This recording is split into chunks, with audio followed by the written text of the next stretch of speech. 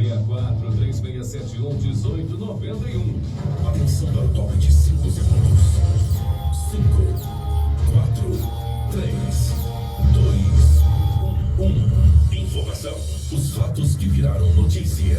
Está para o jornal Direto ao Ponto. Comunicando Adair José e Daniel de Paula.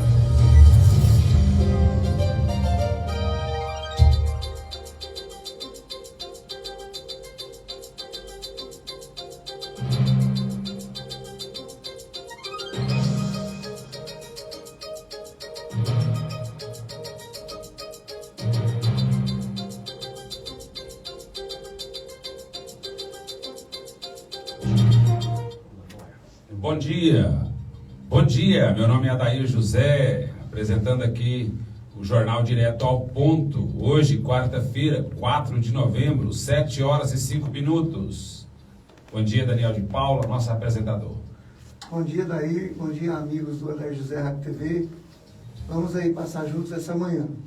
O nosso comentarista, né, Daniel? Vamos ouvir, então, ele falar aqui sobre as eleições dos Estados Unidos, sobre as eleições no Brasil, sobre as notícias aqui do nosso estado, da nossa região.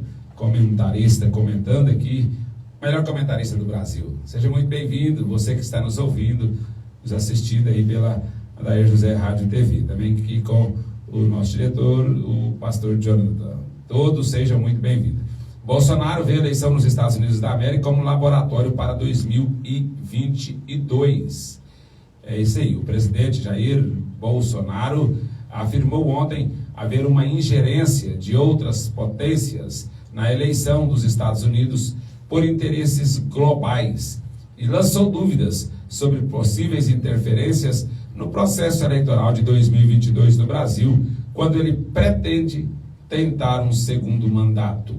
Com a manifestação, Bolsonaro tentou vincular uma possível derrota de seu principal aliado internacional ao que pode ocorrer na disputa pelo Palácio do Planalto daqui a 2 anos.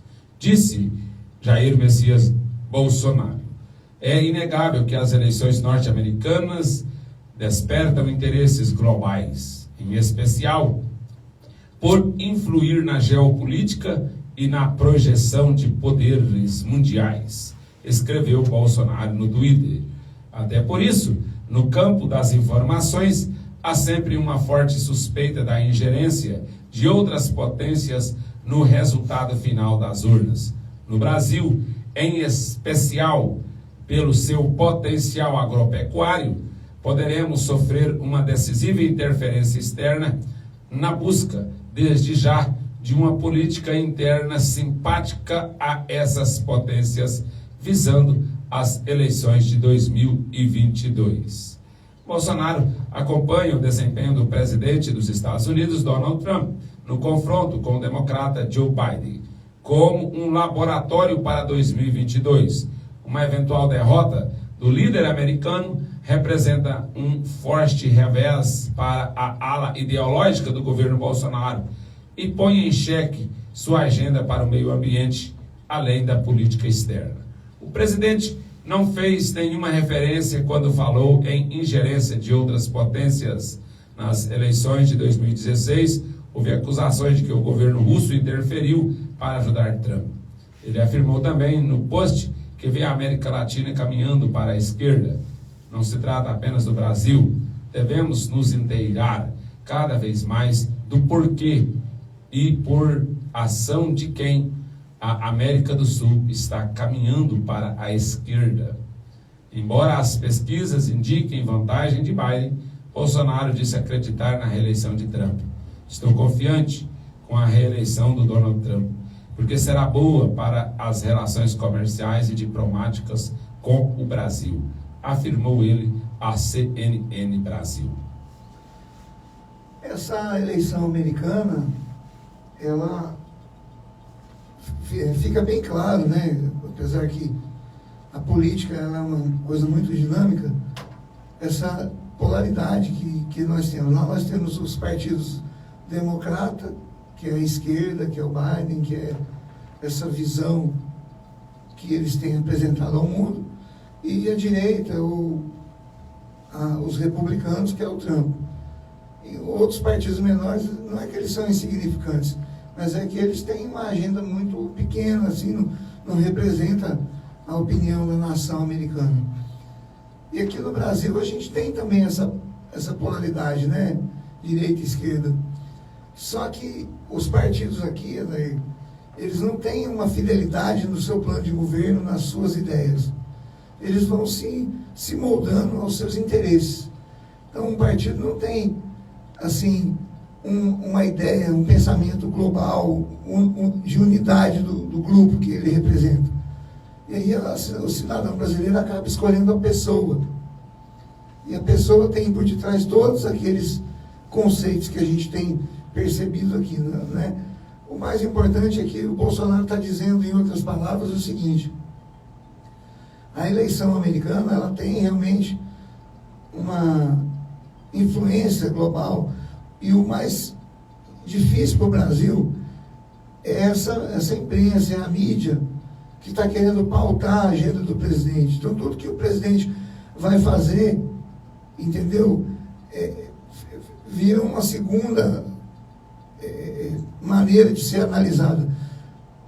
Nós precisamos entender que quando uma população, quando o cidadão elege o presidente, de toda forma, todo esse movimento que é feito para eleger o presidente tem uma opinião, tem uma direção, tem uma expectativa para aquelas coisas que o presidente fala na campanha, para aquela visão que o presidente tem de realidade, de mundo, para todo aquele contexto que é colocado nesse período de campanha, aconteça no mandato. E aí o cara é eleito, é escolhido pela maioria da população, e a imprensa não quer deixar o cara governar. Nos Estados Unidos aconteceu isso, e olha que o poder do presidente americano é muito grande. E nós temos uma imprensa, né, querendo questionar aquilo que o presidente quer colocar como o poder que ele tem, né, discricionário de direcionar as atitudes do país. Então, nós temos essa preocupação, sim. O Bolsonaro coloca isso de maneira muito, assim, clara, e nós não vamos deixar de defender as nossas ideias. O cidadão tem que entender: o país, ele é a nossa nação, nós precisamos defendê-la, nós precisamos nos envolver em política, entendeu? Nós precisamos, sim, de eleger homens que tenham temor a Deus, que tenham vontade de trabalhar, e não homens que se colocam ali por causa do partido apenas, para defender o seu grupo e querer se perpetuar no poder, porque infelizmente é isso que nós estamos vendo naqueles presidentes que são escolhidos pela imprensa ou de toda forma pelos lobbies mundiais, né? Interessante, Daniel, e o ouvinte, é de que nos Estados Unidos, diferente do Brasil, nas eleições para presidente, eles fazem tipo um plebiscito sobre determinados temas. Aproveita o momento para fazer, então, o plebiscito. Certamente, economia, né, para não movimentar o país, a máquina toda, tipo uma eleição mesmo, porque o plebiscito, na verdade, movimenta a nação, é como a eleição, que movimenta a nação. E uma das perguntas que tem lá é sobre a legalização do uso da maconha. E eleitores de 5 estados aprovaram a legalização da droga para fins recreativos, ou seja, para fumar mesmo, para dopar mesmo, ou medicinais. Então, 5 estados. Agora, 1/3 dos americanos vivem em estados onde há acesso legal à maconha. Então, nesses novos estados, legalizaram a maconha nas eleições, então, de terça-feira agora, nos Estados Unidos. Nova Jersey, Arizona, Dakota do Sul e Montana. Então, os eleitores aprovaram medidas para criar a maconha medicinal no Mississippi e Dakota do Sul. Nesse último estado, os usos recreativos e medicinal foram legalizados. Além de votar para o presidente, os Estados Unidos fazem consulta aos eleitores sobre assuntos específicos. Então, nesses locais, havia uma pergunta na cédula sobre a legalização da maconha. Na Flórida, por exemplo, decidiu-se, por plebiscito, aumentar o salário mínimo americano. Agora, 1/3 dos americanos vivem em locais onde a droga é legal para maiores de 21 anos. Há particularidade nos estados. Em Nova Jersey, a Assembleia Legislativa local ainda precisa passar uma lei para tornar a maconha legal. Na Dakota do Sul, aprovou-se a droga para fins médicos e recreativos ao mesmo tempo. Daniel. Nós temos aqui na América Latina, Adair José, um exemplo claro do que é legalizar a maconha, que foi o Uruguai.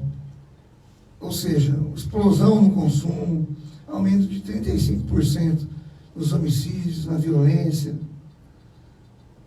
Uma nação não pode colocar como prioridade, ou seja, tem tantas necessidades.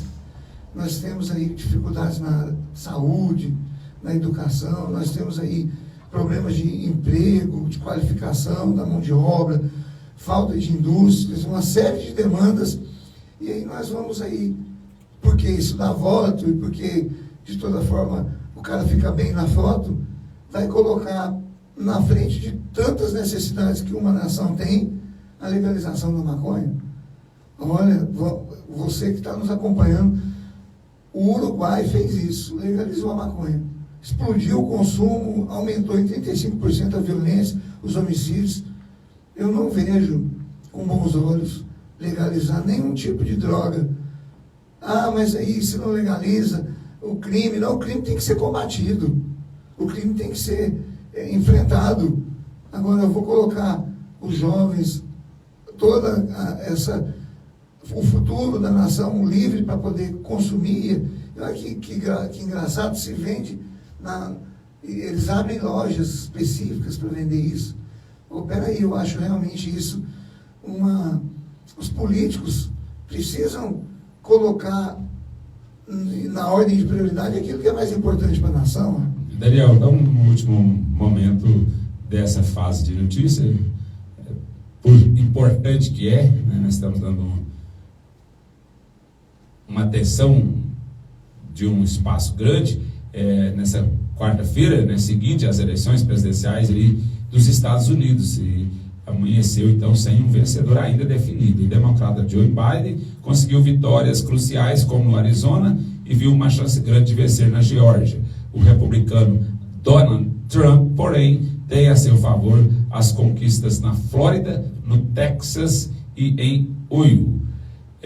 Os estados decisivos ainda devem ser Michigan, Wisconsin e principalmente a Pensilvânia. Nesses 3 estados vencidos por Trump em 2016, o republicano aparece na frente na apuração até agora. Falta contar, entretanto, uma série de votos enviados por correio, e a expectativa é de que essas cédulas enviadas antecipadamente favoreçam Biden. Essa contagem pode levar dias até que seja concluída. A dúvida é se isso será suficiente para o democrata virar o jogo nessa região. Em discurso na Casa Branca, Trump disse que era muito difícil Biden virar nesses estados e disse que iria à Suprema Corte de maioria conservadora para pedir a interrupção da contagem dos votos depois dessa quarta-feira. Em outro tom, Biden pediu que todos os votos fossem levados em contas até o fim da apuração. A eleição americana é diferente da nossa, né?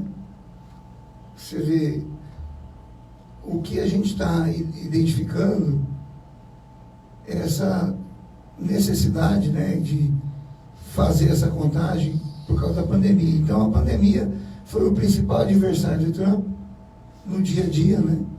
E está sendo agora a principal argumentação de Joe Biden para que as eleições possam contar com tudo aquilo que foi criticado, né, ao longo do combate à pandemia, do coronavírus. O certo é que, mesmo que a gente acompanhe esse recurso que o Trump pode vir a fazer na Suprema Corte, a tendência é, até lá o dia 11, dia 12 desse mês, todos os votos chegarem.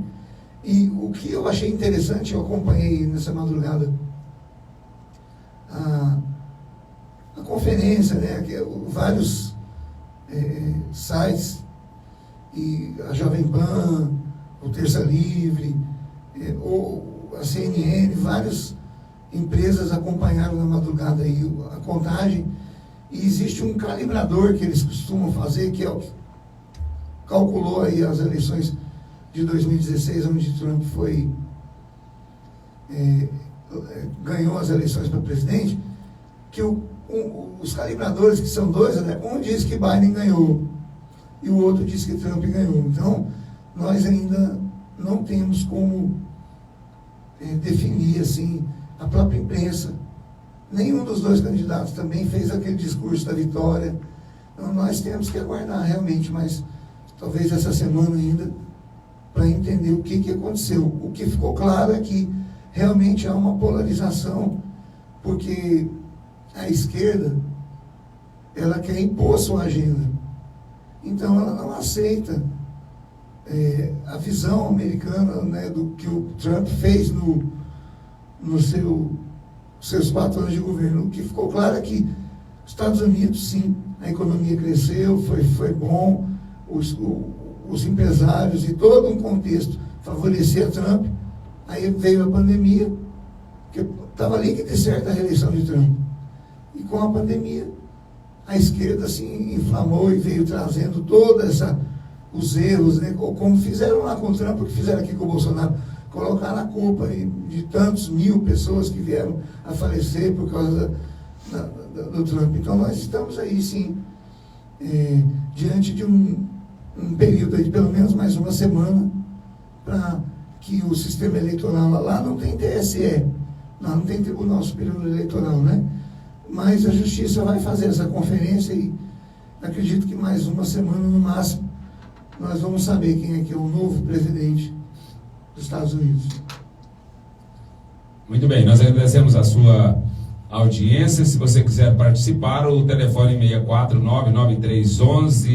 64993118000 está à sua disposição para você ligar e participar e dar aí o seu parecer sobre, inclusive, essas notícias que já foram dadas. E aqui no Brasil, não diferente, estamos aí preparando para mais uma eleição. Aqui, Daniel de Paula, para prefeito e vereador. Verdade, Daí. Nós estamos aí há 11 dias, né, de nós elegermos o nosso prefeito e vice-prefeito. E a Câmara de Vereadores. Reforçamos aqui. Esse é o momento de você avaliar. Daí, os próximos anos que vêm por aí não vão ser fáceis. E nós precisamos eleger tanto a Câmara de Vereadores como o prefeito e vice-prefeito, pessoas comprometidas com a geração de emprego, com o bom uso do recurso público, e mais, que a gente tem destacado aqui, que parece que nós estamos num país laico e as pessoas não têm religião, né? A prefeitura, sim, tem que agir para atender todas as pessoas. Mas a minha opinião, a minha tendência é escolher alguém temente a Deus.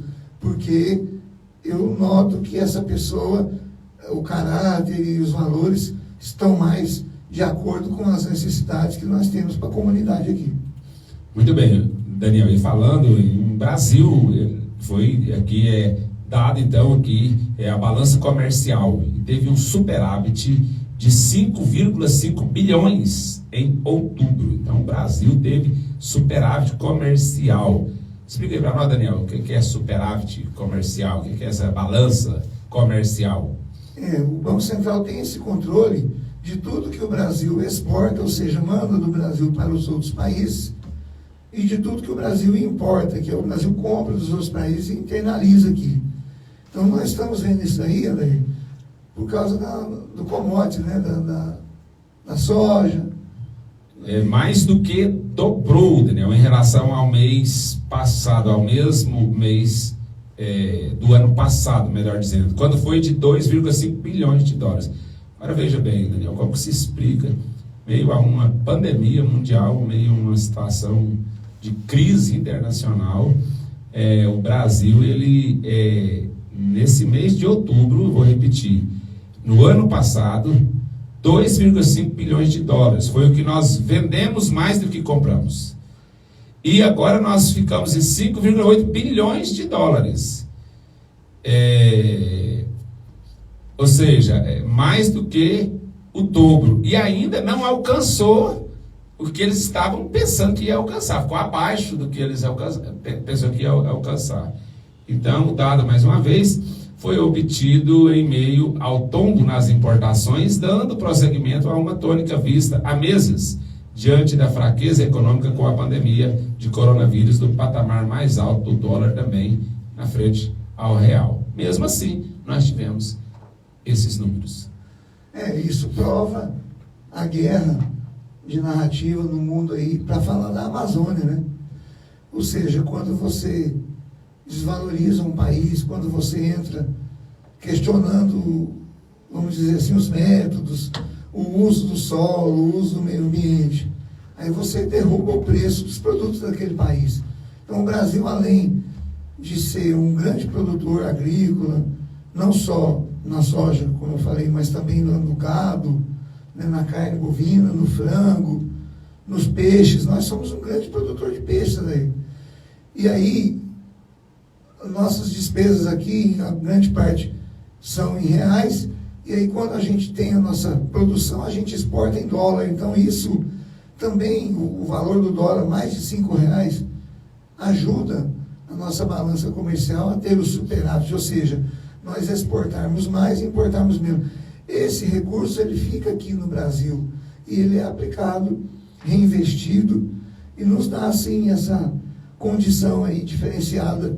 Nem todo país tem esse superávit na balança comercial, principalmente nesse momento de pandemia. E o real, Daniel, isso também é notícia no BizNews, economia, ele não foi por méritos próprios, eles começam, obviamente, falando aqui, ou seja, começa criticando. É uma notícia boa e eles tendem a criticar, mas eles têm que falar, Daniel. O real, ele deixou a posição, uma posição, ele melhorou o desempenho entre as principais moedas globais. Então,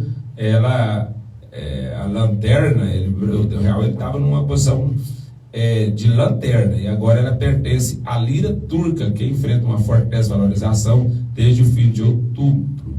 Então, o real e a lira caíram aproximadamente o mesmo valor em 2020, menos 30% em relação ao dólar. Mas a conta corrente externa do Brasil ficou em superávit substancial, enquanto que a da Turquia continua deficitária. Então, nessa terça-feira, 3, o real está sendo negociado abaixo do patamar de R$ 5,70 de dólares. É por isso que a gente... 5,70 reais. É por isso que nós temos que ter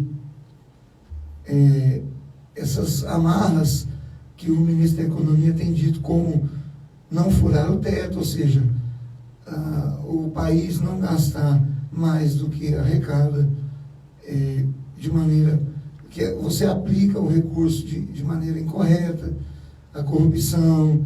Então nós temos aí realmente enfrentado um nível de desconfiança do mundo em relação ao Brasil, porque nós temos sim uma política muito aqui populista, demagogia, e aí a gente vai, com as nossas atitudes, demonstrando ao mundo que a nossa moeda, ela não é muito confiável, né? De acordo com a notícia aqui, Daniel, da fonte A Veja, caso essa fosse a medida utilizada pelos bancos estrangeiros, o peso argentino seria disparado a pior moeda de 2020.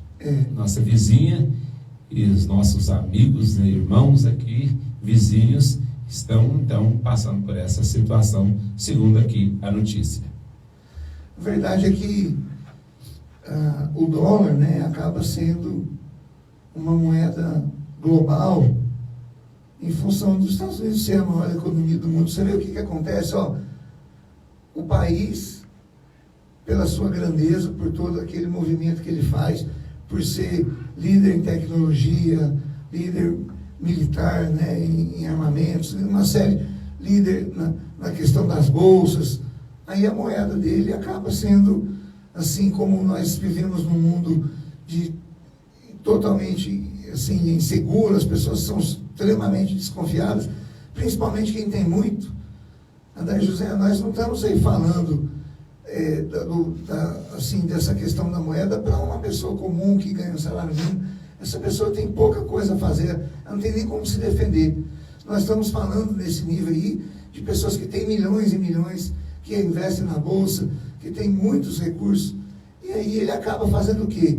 Atrelando as suas riquezas no dólar, para, de toda forma, se proteger de uma especulação mundial, né? Então, na própria Argentina, o povo argentino não compra o peso. O povo argentino só não está amigo, porque todo o dinheiro que eles vão ganhando, eles compram dólar. É uma questão cultural. O argentino se acostumou a se defender do governo comprando dólar, porque o governo lá, vamos usar uma maneira mais assim, didática de falar, infelizmente o governo argentino não se preocupa com a sua nação. Os últimos anos, os líderes, o presidente, os políticos argentinos, só estavam preocupados com o seu poder, em se perpetuar no poder, e a nação que se exploda. Então, infelizmente, a questão do real, ele enfrenta isso também. Por quê? Porque a gente sabe que 5% dos brasileiros concentram 95% da riqueza do Brasil. Então, o povo não tem como se defender. Por isso, para fechar esse raciocínio, nós temos que ter muito cuidado com a inflação. Porque a inflação, Anair, pune o pobre, que não tem como se defender. Você viu o que aconteceu com o preço do arroz? O que o pobre vai fazer? Se o preço do arroz, do feijão, da carne, você viu o preço que está a carne? Se começar a subir, o pobre não tem como se defender, porque o salário mínimo não vai aumentar. E quando aumenta um ano depois, que todo ano o governo propõe, aumenta aí 2%, 3%, o arroz triplicou de preço, como é que faz? Né? Muito bem, as eleições 2020 aqui no Brasil. Alguns desafios. O Brasil ele tem 5.570 municípios. Então, desses, 49 tem mais de 500 mil habitantes, que teria, tecnicamente, um segundo turno. Em 17 deles, a população ultrapassa 1 milhão de pessoas. Só as 27 capitais concentram 50 milhões de habitantes, o que equivale a 24% de toda a população brasileira em 2020. E em 15 de novembro agora, então estamos a poucos dias, né, das eleições, será realizado o primeiro turno das eleições que vão escolher um novo prefeito ou reeleger antigos mandatários nestes municípios. O segundo pleito está previsto para o dia 24 do mesmo mês. Cada um desses municípios tem problemas próprios e soluções que levam em conta o contexto local. Porém, é possível identificar situação como queda de arrecadação após a pandemia, as questões de lidar com a demanda de reprimida, né, que está na saúde, essa situação que tem então e está a saúde, e ampliar, por exemplo, as vagas de creche, retomar as aulas pós a pandemia. Tudo isso são problemas que os novos mandatários municipais aí terão que enfrentar. Questão de moradia, questão da violência, questão do crescimento da população em situação de rua, a situação de controlar, né, as doenças, essas pragas urbanas. Também, tecnicamente, nós já estamos já prevendo que teremos aí situações na questão econômica, muita dificuldade, porque esse dinheiro, e o Daniel sempre tem dito isso aqui, que está repassando a população vai pagar. Nós vamos ter que pagar ela, porque dinheiro é uma matemática, né, Daniel? Tem que ter ele, se tira, tem que... E não tinha, tem que colocar. E no caso dessa situação, foi muito dinheiro gasto. Então, apesar de que está, e eu sempre digo, Daniel, que eu gosto de dizer, que Deus levantou de manhã nos céus e desceu, chamou todos os anjos. Eu tomei uma decisão, qualquer. Eu decidi abençoar o Brasil. O Brasil é abençoado, esse país. Fura um buraco lá no meio do oceano, dá petróleo, acho pré-sal, e nós conseguimos, fura lá no Nordeste, tem petróleo lá. Então, assim, a Petrobras, depois de tudo que se passou, está, né, superávit, dando lucro. Então, assim, as coisas acontecem fora do padrão, porque a gente vê realmente Deus abençoando. No prospecto humano, que fazemos as contas aqui, vamos enfrentar um ano difícil o ano que vem. Mas esses são basicamente alguns que, na maioria dos prefeitos, vão estar enfrentando, Daniel. Qual seria, então, o melhor caminho para qualquer administrador aí dos municípios brasileiros estar caminhando para conseguir sair bem dessa situação que está enfrentando o país, a nação, e também para essa nova realidade que nós vamos estar enfrentando aí, de ter novos mandatários frente aos municípios, tanto no executivo quanto no legislativo? O município, ele é a primeira fronteira aí onde o cidadão busca buscar ali, se instalar, colocar sua casa, sua família, seu negócio, buscar trabalhar, né? Então, o prefeito, às vezes ele consegue se eleger com um discurso, e aí quando ele vai na prática, ele não consegue executar aquilo que ele pensou. Por quê? Porque o homem público, que é eleito, tem um mandato para poder representar a cidade, no caso do prefeito e do vice-prefeito, tem uma série de regras que ele precisa seguir através da Constituição Federal, né? Nós temos aí a lei orgânica do município, nós temos uma série de procedimentos no direito administrativo que o prefeito precisa cumprir. Então, o que é que um prefeito tem, assim, na minha visão, a coisa mais importante? Ele é como se fosse o maestro, ele é como se fosse o técnico, como se fosse o líder, que envolvesse realmente a comunidade, os empresários, as escolas, todo o cidadão, entendeu? Em todas as suas camadas, junto com a Câmara de Vereador, para se fazer leis que favoreçam o desenvolvimento da comunidade. E aqui em São Luís, por exemplo, nós temos aí 13 vereadores, né? A Câmara de Vereador, fiscal do prefeito, aquele que acompanha aquilo que o prefeito faz. Nós vimos aí no mandato do antigo prefeito uma série de vereadores usando as redes sociais só para criticar, ou então só para se autopromover. E o papel do vereador, além de fiscalizar o prefeito, é ajudar o prefeito, é cobrar o prefeito, é trazer leis para a cidade que possam, junto com todos os recursos disponíveis. São Luís é uma cidade abençoada, é uma cidade polo aqui, que muitas cidades ao redor têm em São Luís uma referência, entendeu? Nós temos uma agricultura forte, nós temos um comércio forte, nós temos aí a UEG, a UniMB, nós temos um grande número de colégios. O que está faltando? Nós vamos esperar o quê? O que está faltando para o prefeito, a Câmara de Vereadores e a população se unir para resolver os problemas de São Luís? Agora, o eleitor faz o quê? Ele vota e depois vira as costas do prefeito que se vire para resolver os 4 anos. Não é assim. Isso, a cidade, o Estado e também o Brasil como um todo, só vai virar uma grande nação quando todos nós nos preocuparmos com tudo aquilo que precisa ser cuidado. Você vê, a imprensa, dando o exemplo da Amazônia para fechar esse meu raciocínio, em vez de fazer eventos, movimentos, conscientização da população, não só da Amazônia, que o povo que mora ali é o pior IDH, lá não tem saneamento básico, não tem escola, não tem emprego, população, eles querem fazer o quê? Que a Amazônia seja um zoológico? Não, as pessoas que moram lá precisam também ter os benefícios que quem mora na cidade grande tem, para que eles possam ser os primeiros a cuidar da floresta. Então, o que acaba acontecendo? Nós somos muito bons para cobrar, para apontar, para ver os defeitos. E o que nós estamos fazendo? Eu esqueci o nome do presidente americano, ele dizia assim: não pergunte aos Estados Unidos o que os Estados Unidos pode fazer por você, mas pergunte o que você Kennedy, acho que é Kennedy, o que você pode fazer pelos Estados Unidos. Então não pergunte a São Luís o que São Luís pode fazer por você, pergunte a você o que você pode fazer por São Luís. E dentro desse contexto, não só elegendo o prefeito, não só votando para vereador, mas realmente se envolvendo para que a cidade possa dar certo. Por quê? Porque eu vou passar, a cidade fica aí. Então eu preciso preparar a cidade para ter um bom ambiente para os meus filhos, para os meus netos.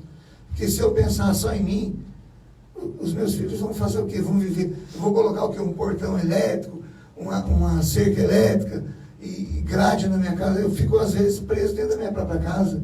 Se eu não tomar cuidado, eu vou viver numa cidade com índice de violência. A gente tem visto que tem acontecido em São Luís nos últimos tempos.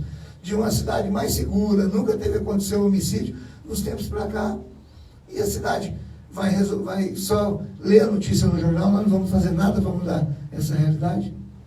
E em meio à pandemia, falando de violência, Daniel, o Estado Islâmico volta a atacar na Europa. O grupo o Estado Islâmico assumiu a autoria, né, do atentado em Viena, na Áustria, nesta segunda-feira, dia 2, que deixou 4 mortos e 22 feridos. O ataque aconteceu em 6 diferentes pontos de uma região boêmia, com bares e restaurantes no centro da cidade. Muitos jovens que antecedeu o novo lockdown decretado para conter a segunda onda do coronavírus, um dos atiradores mortos pela polícia foi preso em 2019 ao tentar ir à Síria com o objetivo de se juntar aos jihadistas. Fizulaid Kujitin, de 20 anos, disparou vários tiros de metralhadora nos frequentadores de bares e restaurantes com mesas ao ar livre. Segundo o Ministério do Interior da Áustria, Kujitin, de ascendência macedônia e austríaca, obteve o direito à condicional em dezembro do ano passado, depois de ficar quase 2 anos preso. A polícia austríaca já prendeu 14 suspeitos de ter conexão com o atentado. Câmeras de segurança e vídeos mostram que Kujitin estava fortemente armado e tinha treinamento militar. O atentado em Viena aconteceu apenas alguns dias depois que 3 pessoas foram mortas a facadas dentro de uma igreja em Nice, na França, por um terrorista. Uma senhora de 70 anos foi degolada. A brasileira Simone Barreto Silva, de 44 anos, que morava há 20 anos no país, foi uma das vítimas. Ela conseguiu cruzar a rua, chegar a um bar para avisar sobre o atentado. Ela faleceu no local. O ataque na Áustria, o mais letal até agora, fez com que países europeus permanecessem em estado de alerta. No Reino Unido, o nível de ameaça do terrorismo passou para grave. Na França, o professor de história Samuel Paty foi degolado no dia 17 de outubro. Ele havia dado uma aula sobre liberdade de expressão, na qual mostrou caricaturas do profeta Maomé. Em entrevista à rede árabe Al Jazeera, neste final de semana, Emmanuel Macron, presidente da França, disse que grupos radicais islâmicos serão investigados. Ele também ressaltou que respeito ao direito individual e à liberdade de expressão são pilares fundamentais da sociedade europeia. Nós estamos enfrentando aí essas ações de terrorismo no mundo todo, né? A turma, os jihadis, né? O islamismo, eles já tinham esse trabalho deles ali no Iraque. Quando a guerra do Iraque entrou ali, os Estados Unidos entrou e eles se espalharam aí pela região ali.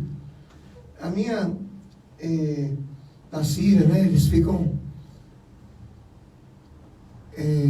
eu não sei dizer por que toda vez que acontece esse tipo de ataque, os próprios líderes, né, dessa religião vão lá e reprovam e acham ruim, falam que não está certo, não é isso. Mas só que eles não param de fazer isso, né? Por quê? Porque eles têm essa atitude, né, de explodir homem-bomba e matar as pessoas. Esse professor aí que foi degolado, você vê, não se pode dar nenhuma opinião que não seja que essa religião é a melhor, que tudo que eles fazem é bom. E qualquer opinião que você der que for diferente a isso, você está na lista deles, né? Para que eles possam te assassinar ou coisa parecida. Eu noto o seguinte, uma disposição do mundo muito grande de enfrentar isso daí. Os países acabam tendo que gastar aí uma fortuna para proteger o presidente, a polícia. Agora, como que faz? É impossível você cuidar e proteger de toda a esquina, de todo o centro comercial. E nós vamos ter que aprender a conviver com esses tipos de ações terroristas aí, porque pela quantidade de adeptos que esse pessoal está tendo. Olha aí a França. A França está tendo uma convulsão social aí por causa dessa situação. E a gente tem visto o presidente lá enfrentando isso com muita dureza. E aí o mundo critica o presidente francês, né? O que a gente faz então? Vamos deixar esse pessoal fazer o que eles quiserem? Eu não sou a favor de combater, sim. Eu sou a favor da liberdade religiosa. Agora, a religião que tem como conceito, né, amor, assim, a unidade e a gente viver em harmonia é uma coisa. Agora, quando eles fazem esse discurso de que nós reprovamos esse tipo de coisa, mas na prática eles não ensinam os seus fiéis, aquelas pessoas que eles ensinam a sua doutrina, a não fazer isso. Então, o que adianta? Então, agora é hora de parar com esse discurso e eu penso que a sociedade, o mundo, tem que ser duro com esse pessoal aí. Não pode ter vez, nós não podemos aceitar que eles façam isso e fiquem impunes, entendeu? Muito bem, nós agradecemos a sua audiência. Vamos faturar e daqui a pouco estaremos de volta.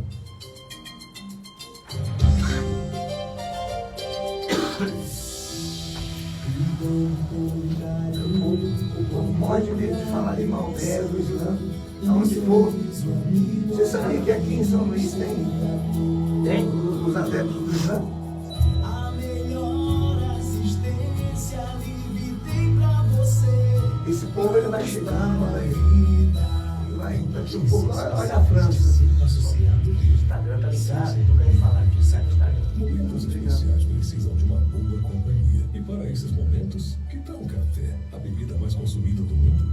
Mel Café. Puro, forte e saboroso. Agora, de cara nova, com uma embalagem mais moderna. O sabor e a qualidade em excelência. E pensando em você que aprecia um café mais encorpado, estamos lançando o Mel Café Extra Forte. Não deixe de experimentar. Irresistível. Mel Café. Puro, forte e saboroso. Televendas 64 3671 1405. Pedale.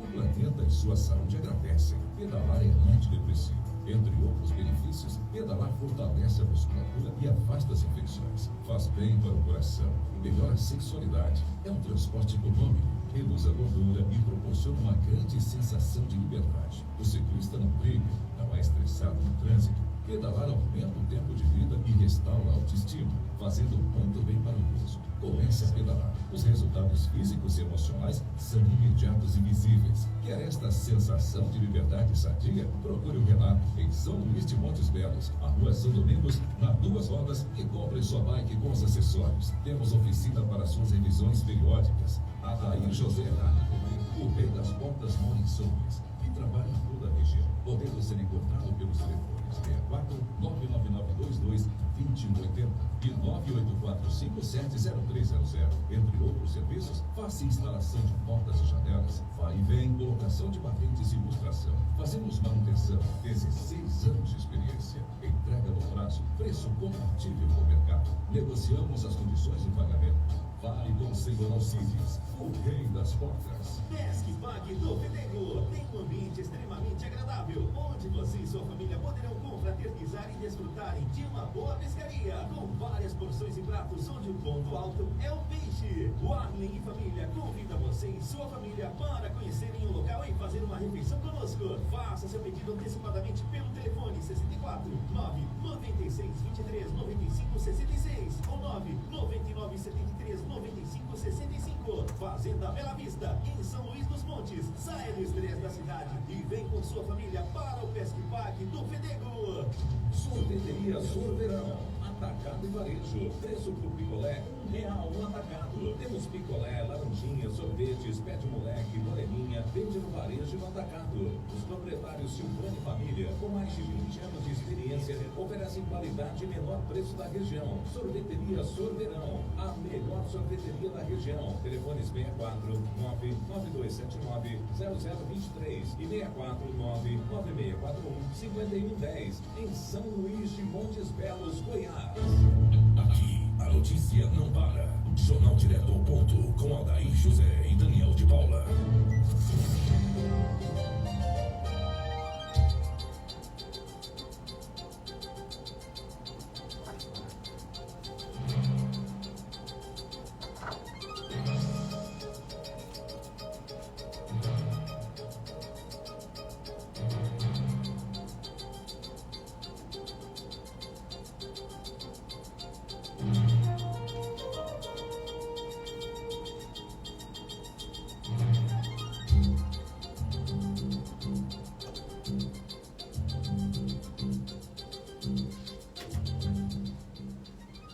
Quem patrocina a destruição da Amazônia e o genocídio dos povos indígenas?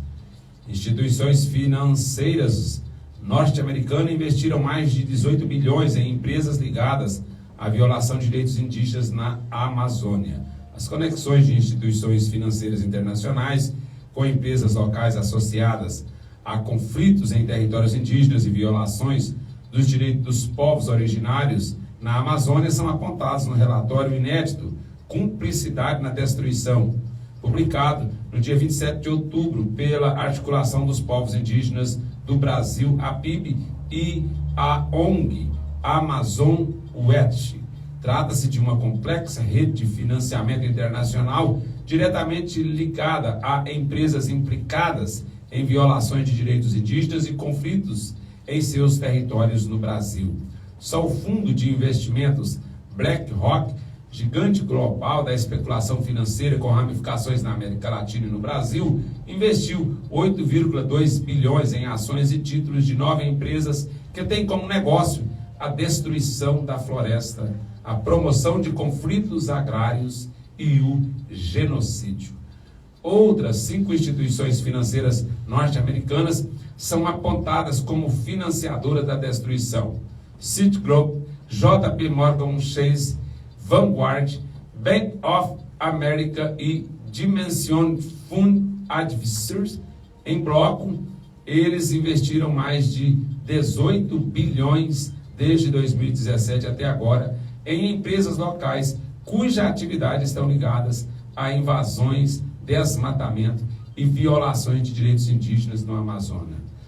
Então é isso, Daniel. Então o problema aí joga para o Brasil, joga para os brasileiros. Existem empresas internacionais, existem grupos interessados em polemizar, em criar situações em que a Amazônia tenha problema, em que haja. Então, aí essa questão do fogo.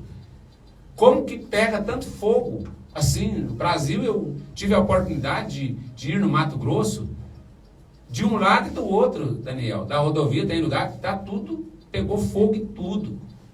Assim, tá claro que existe, é notório que existe o incêndio criminoso. A pessoa pôs fogo.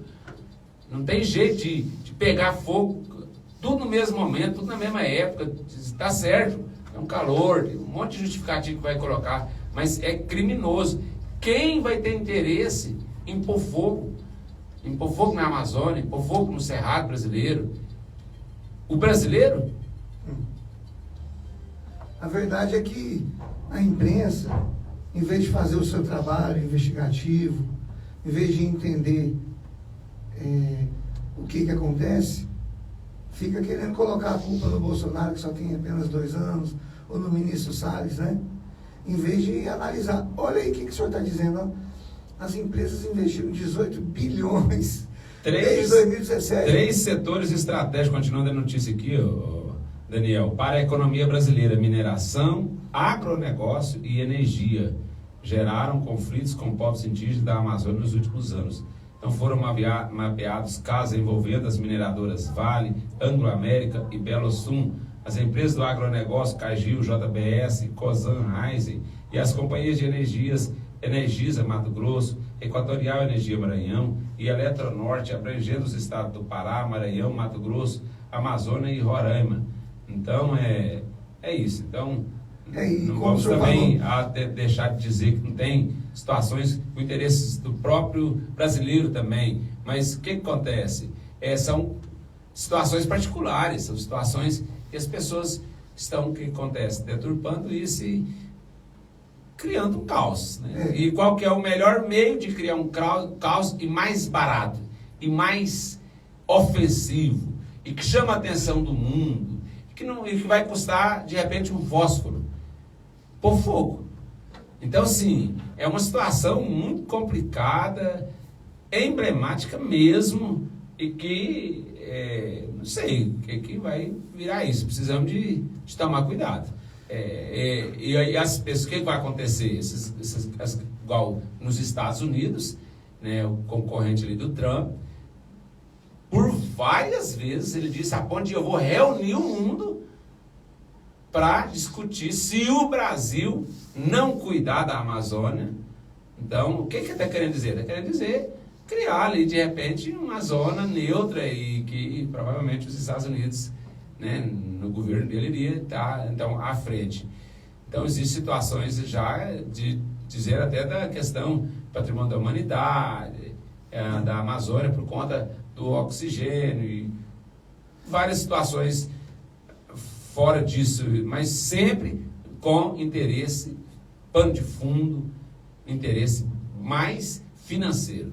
Então, nesse caso, é triste notícia diante dessa situação que nós estamos saindo dela, e graças às chuvas, né, é que então está acabando as queimadas, mas esse ano foi difícil. E mesmo assim, e aí a gente vai alcançar, por causa também dos meios de comunicação que valorizaram também e acaba incentivando, né, o próprio crime. Porque quando se fala muito de uma determinada coisa, a pessoa fica pensando, desperta e acaba levando as pessoas que não fazem a fazer ou apoiar quem o fazem. Então, é isso aí. Inclusive, a minha frase do dia, nós temos um desafio muito grande, viu, Daí, que é saber escolher no meio da nossa comunidade a pessoa certa para representar os nossos interesses. Porque, infelizmente, a gente tem visto que a imprensa, que poderia trazer essa informação e trabalhar de maneira isenta e dar um equilíbrio de forças para que a gente, hoje em dia, todo mundo tem seu celular, seu smartphone, a notícia está muito massificada. Seria muito mais fácil envolver todo mundo para que nós fizéssemos a coisa certa. Mas a imprensa, ela quer vender, ela quer manchete, e ela não está, infelizmente, a maioria da imprensa, que a gente chama de imprensa oficial, né? O monopólio da informação, ela não está interessada no Brasil, e sim nos seus próprios interesses. Muito bem, vamos à frase do dia, Daniel. Esta semana eu escolhi falar um pouco dos ex-presidentes, também por causa dessa eleição americana, mas falar dos nossos aqui. Ontem falei de Fernando Henrique, hoje vou falar de Juscelino Kubitschek, né? Mineirinho, um ex-presidente, ele era médico oficial da Polícia Militar. Ele dizia o seguinte: costumo voltar atrás, sim, não tenho compromisso com o erro. Aí você tem sua história, sua retórica, todo o seu discurso na eleição, você começa a trabalhar e vê que aquilo não vai dar certo, se reposiciona. Voltar atrás Não é um pecado voltar atrás, não é um erro. Igual que ele dizia, costumo voltar atrás sim, não tenho compromisso com erro. Lê de novo, por favor, Daniel. Costumo voltar atrás sim, não tenho compromisso com erro. Muito bem. Fica por aí. Tenham todos um bom dia.